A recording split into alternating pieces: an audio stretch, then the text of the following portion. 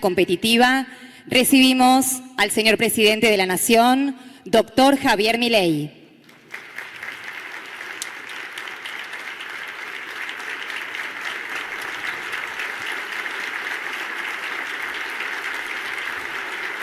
Escuchamos a continuación las palabras del señor presidente de la Nación.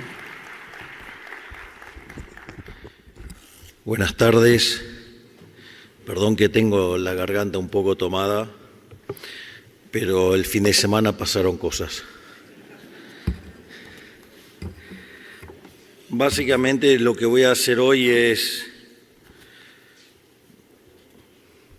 mostrar a Argentina como un caso de negocio y por qué es una excelente oportunidad de invertir en Argentina.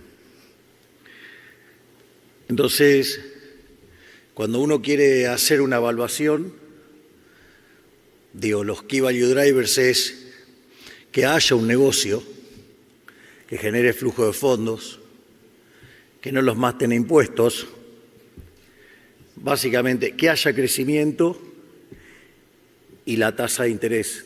Básicamente esos son los Key Value Drivers que uno encuentra en cualquier evaluación convencional.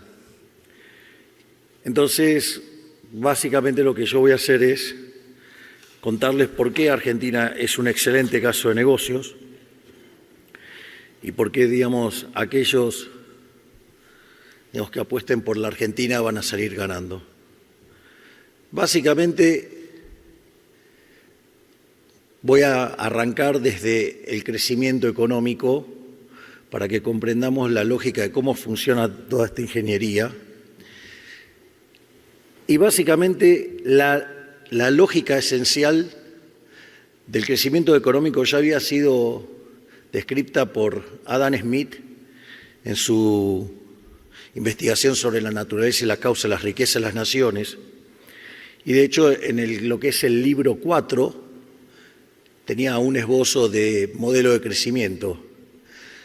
Por ende, yo sigo sosteniendo que Adam Smith es a la economía lo que Gauss a la matemática, alguien que se adelantó 200 años a su tiempo, y la realidad es que estaban todos los elementos dentro de ese capítulo 4. Después, vino Malthus y lo refutó, y que a la luz de la evidencia empírica que había en ese momento, trabajos en materia de crecimiento, que se reviven, a mediados de los 30, pero no como un problema, de explicar el crecimiento, sino por las negativas, sino, cómo evitar, que cayéramos en otro desastre. Pero la fuerza de los datos llevó a que en 1956, dos economistas por separado, Robert Solow por un lado y Trevor Swan por otro, desarrollaron lo que nosotros hoy conocemos como el modelo de crecimiento neoclásico, que básicamente corregía algunos de los problemas que tenían sus antecesores de la década del 30, Harrod, y del 40, Domar. Y en ese contexto, a partir de ese modelo se procede a la validación empírica del mismo, y era un modelo básicamente centrado en la acumulación de capital. Y el problema es que cuando el modelo fue testeado en 1957 por el propio Robert Solow, solamente explicó el 15%. Es decir, la acumulación del capital per cápita solamente explicaba el 15%.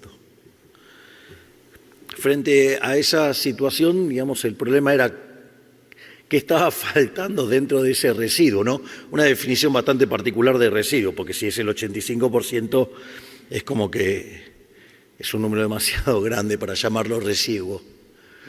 Y se me ocurren otras analogías, pero no las voy a hacer, con gente que erra mucho. Entonces, viven en Mandrilandia, los dos grupos esos, pero no los voy a mencionar.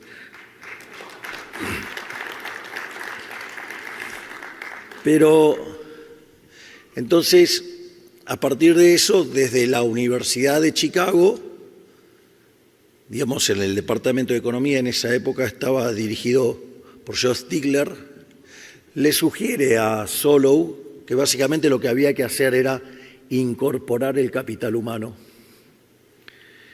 Y en eso, en la misma Chicago, aparecen dos líneas de investigación, que es una probablemente la que todos más conocen, que es la línea de investigación micro, que es Gary Becker, digamos, con su teoría del capital humano, y otra menos conocida, que es la línea de Hirofumi Usawa, que se cubre el aspecto desde lo macroeconómico, que es muy interesante y muy valioso para explicar el crecimiento, pero además lo interesante, por ejemplo, es que Hirofumi Usawa fue quien tutorió la tesis doctoral de Miguel Sidrowski, que fue probablemente uno de los 5 mejores economistas de la historia argentina.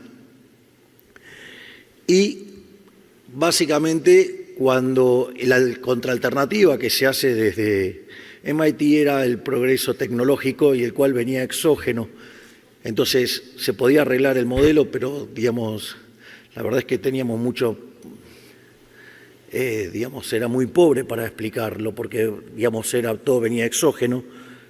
Por esas cosas de la academia, digamos, esa fue la línea que dominó, y allá por los 70 la literatura del crecimiento estaba desapareciendo.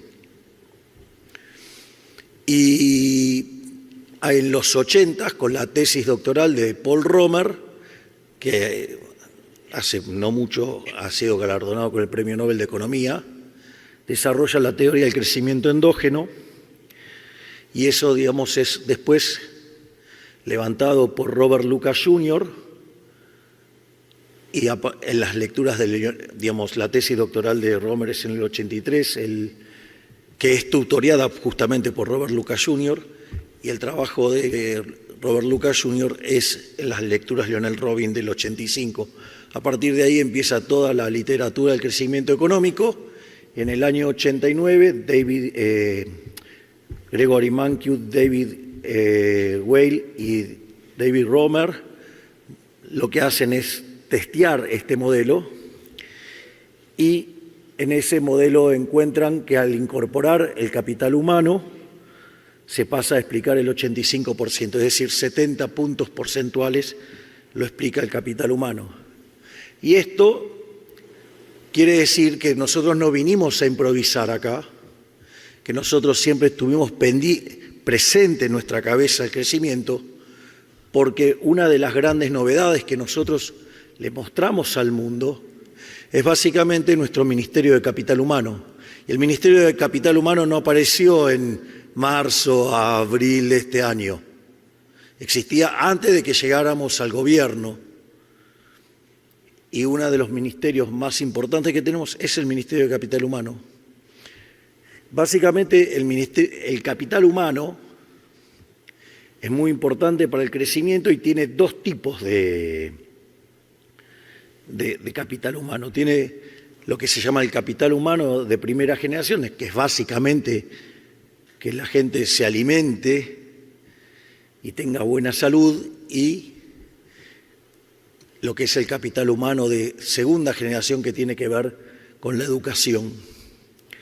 Esto es muy importante tenerlo en cuenta, porque cuando uno mira la historia de la humanidad, que este también es otro elemento muy importante, básicamente el PBI per cápita hasta el año 1800 estuvo prácticamente constante.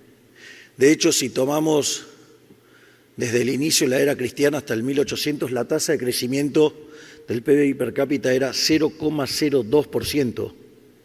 Es decir, se necesitaban 3.500 años para poder duplicar el PBI per cápita. Ahora, en el siglo XIX aparece una fuerte aceleración de la tasa de crecimiento per cápita y salta a 0,66, donde más de 2/3 de eso está explicado porque la gente empezó a alimentarse y por lo que tiene que ver todo con el agua y las obras de saneamiento. Pero eso no quedó ahí, digamos, en la primera parte del siglo XX la economía creció en términos per cápita 1,1%, es decir, volvió a acelerarse. Y lo que es en la segunda parte del siglo XX creció al 2,1%. y quiere decir que pasamos a 35 años para duplicar el PBI per cápita. Pero no solo eso, sino que además, si ustedes contemplan que las cuentas nacionales suelen subestimar los efectos del progreso tecnológico y que puede ser 1,5 puntos, o sea, podríamos estar viajando a tasas del 3,5 per cápita, es decir, cada 20 años poder duplicar el PBI per cápita. Y eso nos pone frente a una situación no solo de bienestar y de riqueza como nunca se vio en la historia de la humanidad, sino que detrás de esto hay otra idea también extremadamente importante, que es la idea de los rendimientos crecientes. Si ustedes se fijan, hasta el año 1800 en el planeta vivían 800 millones de seres humanos y hacia el año 2000 se había multiplicado por 8, eran cerca de 6.400 millones de seres humanos. De hecho, hoy pasamos ya los 8.000 millones de seres humanos, que además es un elemento extremadamente importante y positivo para el crecimiento económico, porque cuando la población se expande, eso facilita la división del trabajo. Es decir, una de las cosas maravillosas de Adam Smith, cuando habla de la fábrica de alfileres, que es la representación de los rendimientos crecientes, es que esa ganancia de productividad que se puede generar tiene un límite. Es decir, una persona sola producía 20 alfileres, pero si partían la actividad en 18, digamos, la producción per cápita saltaba a 5.000 alfileres. Claro, ahora el límite ¿dónde va a estar? En si ustedes pueden vender todas esas, digamos, alfileres, digo, porque van a tener que vender 90.000 alfileres. Entonces es como que, digo, el límite ¿dónde está? Está en el tamaño del mercado. Eso es lo que decía Adam Smith. La división del trabajo está limitada por el tamaño del mercado. Por lo tanto, el rol de la población es fundamental en el crecimiento económico. Digo eso por todo lo que fue, digamos, la Agenda 2030 y todo lo que, digamos, es la agenda del progreso, digamos, o sea, pero bueno, ahora se están dando cuenta que se les pasó la mano en atacar a la familia, a atacar, digamos, a las dos vidas, y ahora lo estamos pagando con caídas en la tasa de natalidad. Ahora el miedo es que el mundo se quede sin gente. Digo, lo hubieran pensado antes. Digamos, nos hubiéramos ahorrado bastantes asesinatos en el vientre de las madres. Pero al margen, digo, de algunas cuestiones criminales, lo importante acá es la presencia de los rendimientos crecientes, digamos, como un concepto. Con lo otro ya no podemos hacer nada más que mejorarlo hacia adelante, en lo cual también trabajamos. Y lo importante de los rendimientos crecientes es que la contraparte, si uno lo mira en términos de teoría económica, es que hay estructuras concentradas, o sea, monopolios. Si, supuestamente para la teoría neoclásica eso está mal, eso es malo. Ahora, es raro creer algo así, digamos, si multiplicamos por más de 8 veces o 10 veces el tamaño de la población y la cantidad de pobres extremos pasaron de 95% a 5%, ¿a quién se le ocurre decir que lo que está vinculado a eso está mal? Es decir, solamente hay que ser un economista idiota para decir algo así. Entonces, en ese criterio, lo que uno se da cuenta es que, bueno, los problemas de la economía neoclásica tienen que ver con adaptar toda la estructura de la economía a la matemática y no al revés. Es decir, es poner el carro delante de los caballos. Es decir, pero mira la locura que llegó la economía neoclásica, que cuando lo que uno ve no coincide con el modelo lo llaman fallo de mercado. Hay que ser arrogante. Digamos, o sea, en realidad cualquiera de ustedes que hace negocios, si el modelo no mapea con la vida real, no se enoja con la vida real.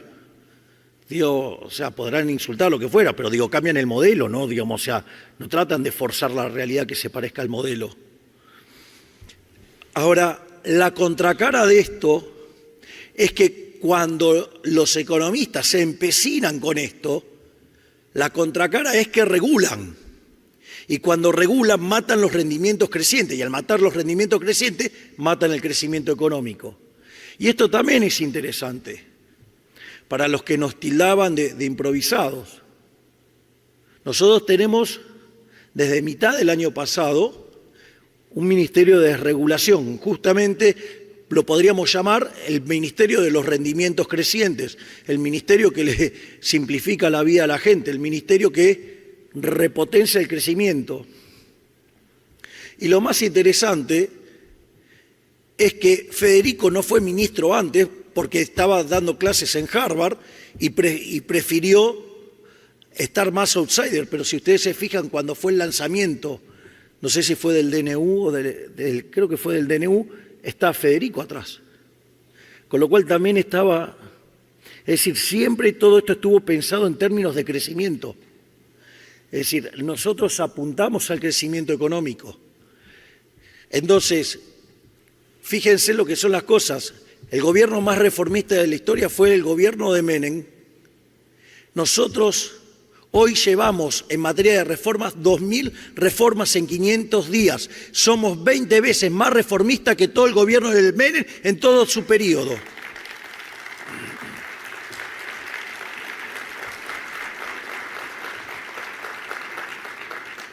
Y es así que, así como Federico quita regulaciones todo el día, también tenemos una impresionante tarea en capital humano.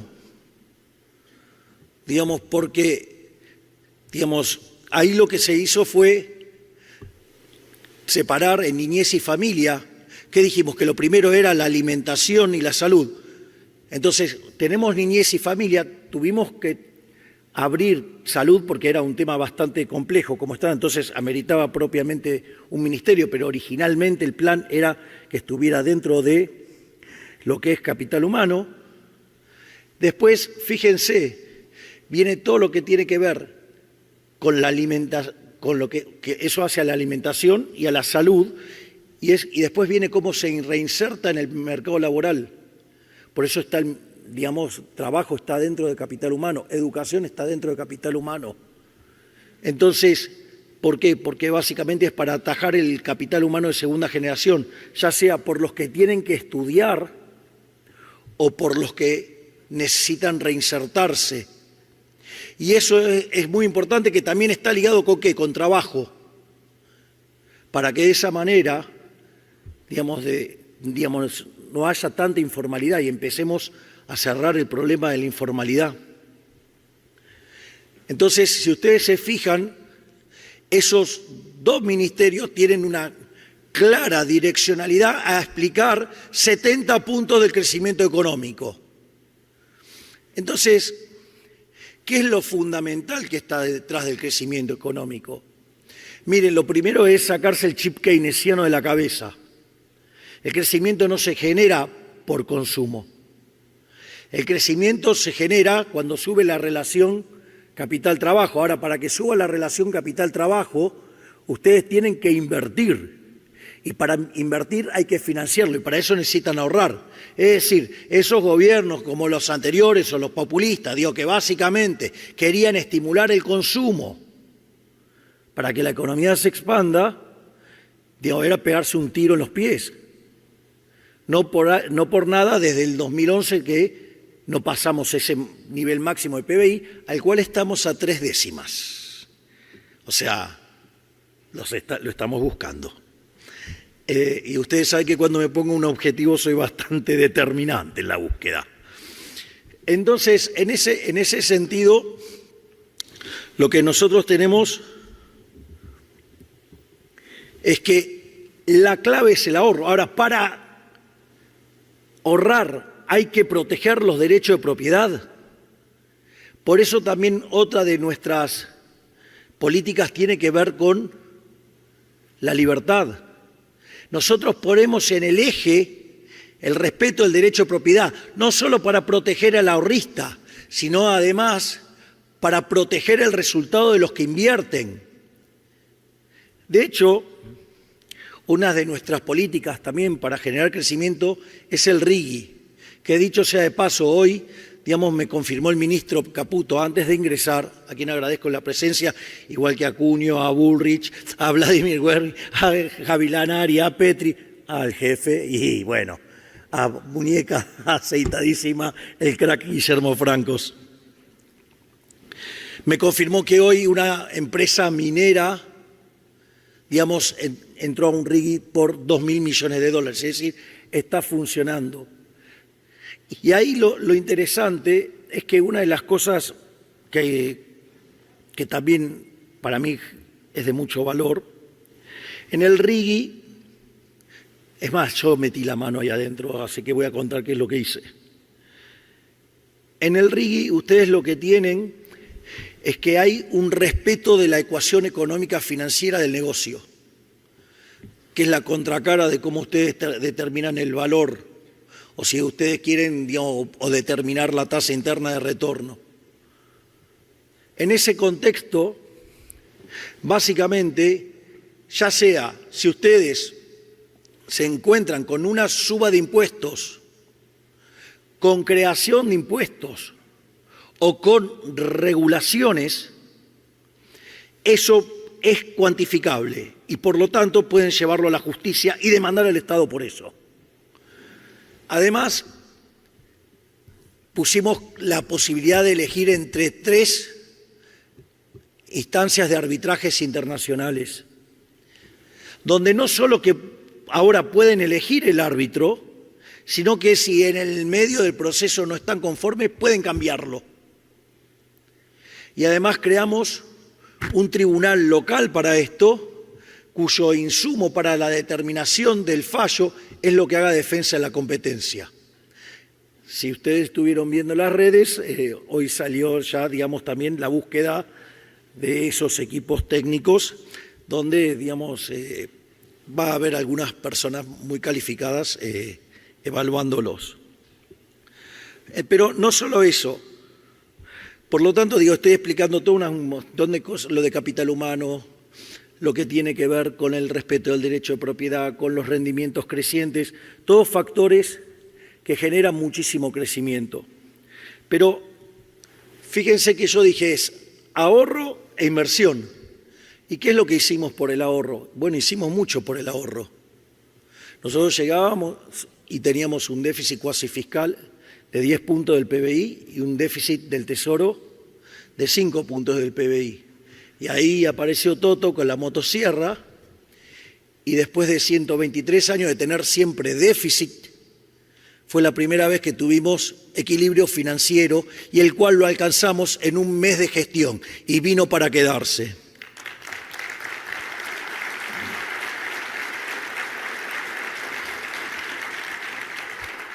Pero no solo eso, nadie hablaba de lo que pasaba dentro del balance del Banco Central. Y ese grupo de gigantes, a la cabeza de Santiago Bausili, y acá lo tenemos a Vladimir Werning, junto a lo que se estaba trabajando en la Secretaría de Financiamiento con Pablo Quirno, bajo las órdenes de Toto Caputo, increíblemente en 6 meses se desmontó la monstruosidad de los pasivos remunerados del Banco Central. Y eso además se hizo sin violentar los derechos de propiedad. Es más, en ese contexto donde nosotros alcanzamos el equilibrio fiscal, esta idea del déficit cero tiene una consecuencia muy importante y es el hecho de que entonces la relación deuda-producto es no creciente. Y consecuentemente eso implica que Argentina es solvente intertemporalmente. Consecuentemente, eso implica que inexorablemente el riesgo país se va a desplomar. Argentina es uno de los 5 países en el mundo que tienen superávit en la línea financiera. Por ende, más tarde o más temprano, la tasa de interés va a colapsar porque el riesgo país se va a desplomar.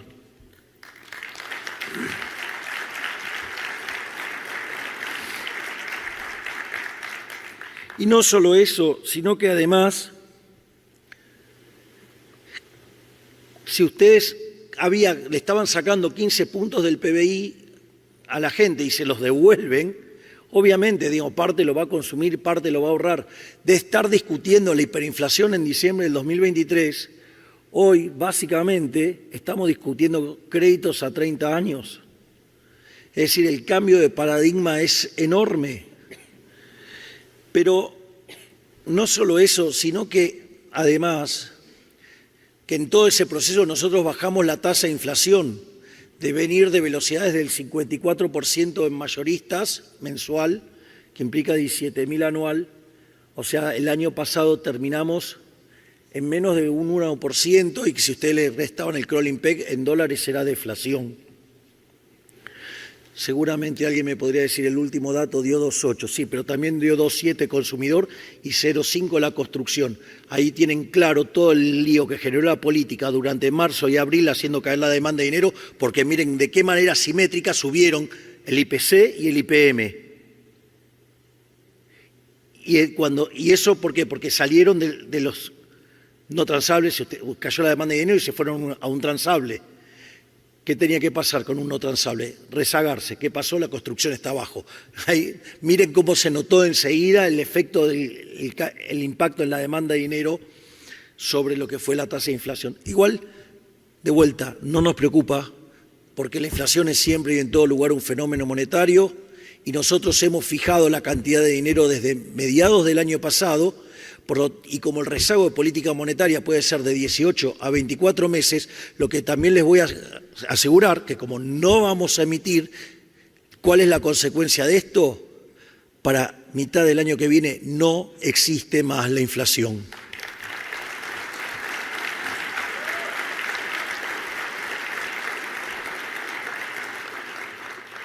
Y es más, contra todos los pronósticos que decían que haciendo un ajuste de 15 puntos del PBI, digamos, íbamos a caer por lo menos 15 puntos,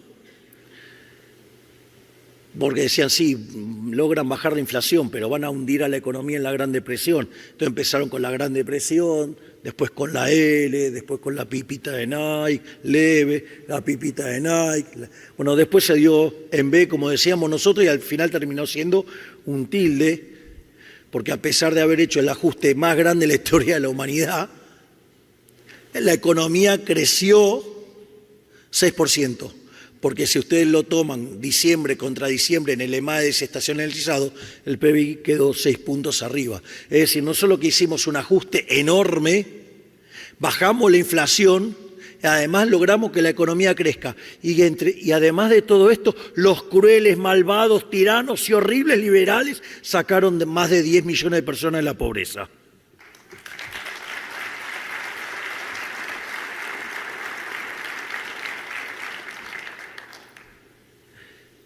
Y por otro lado, esto, Dios, del efecto del equilibrio fiscal fue cuantificado por un muy prestigioso economista argentino que se llama Nicolini, Juan Pablo Nicolini, que es profesor en Ditela y que trabaja en la Reserva Federal de Minneapolis, e hizo estimaciones para distintos países sobre cómo las cuentas públicas impactan en el crecimiento económico.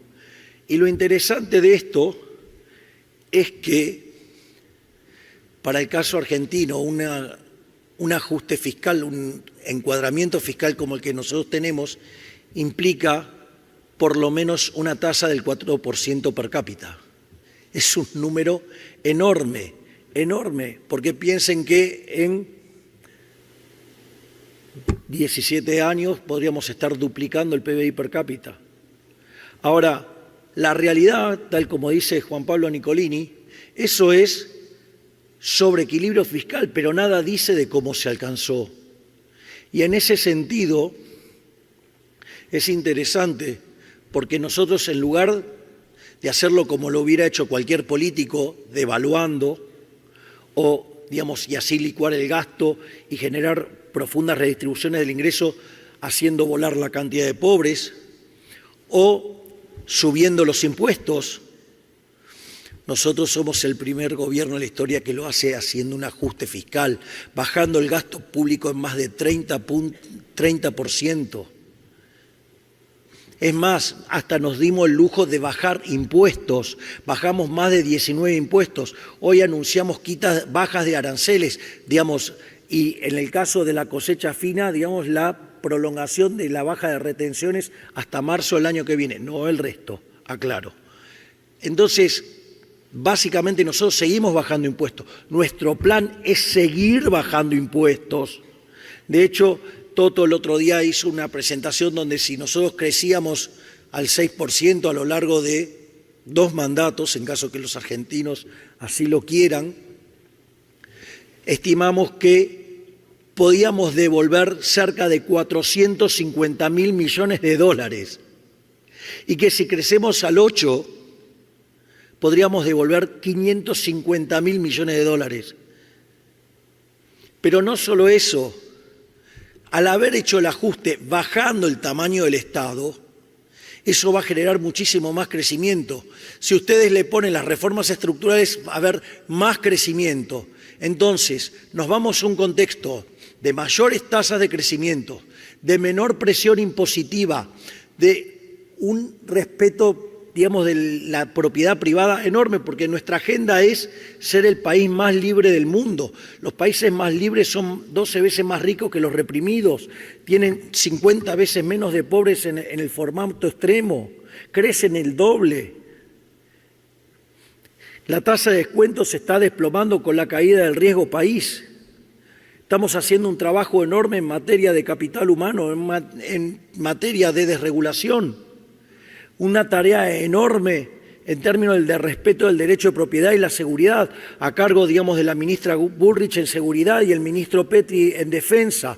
Por lo tanto, lo que quiero decirle es que estamos frente a un maravilloso caso de crecimiento, digamos, y es la oportunidad de aprovecharlo, porque en estas condiciones, en 30 años, Argentina se podría convertir en una de las primeras potencias mundiales, donde 2/3 de esa mejora ocurre en el primer tercio, es decir, ocurre en 10 años. Por lo tanto, es una excelente oportunidad de compra porque Argentina está baratísima y Argentina va a subir como pedo de buzo. ¡Viva la libertad, carajo!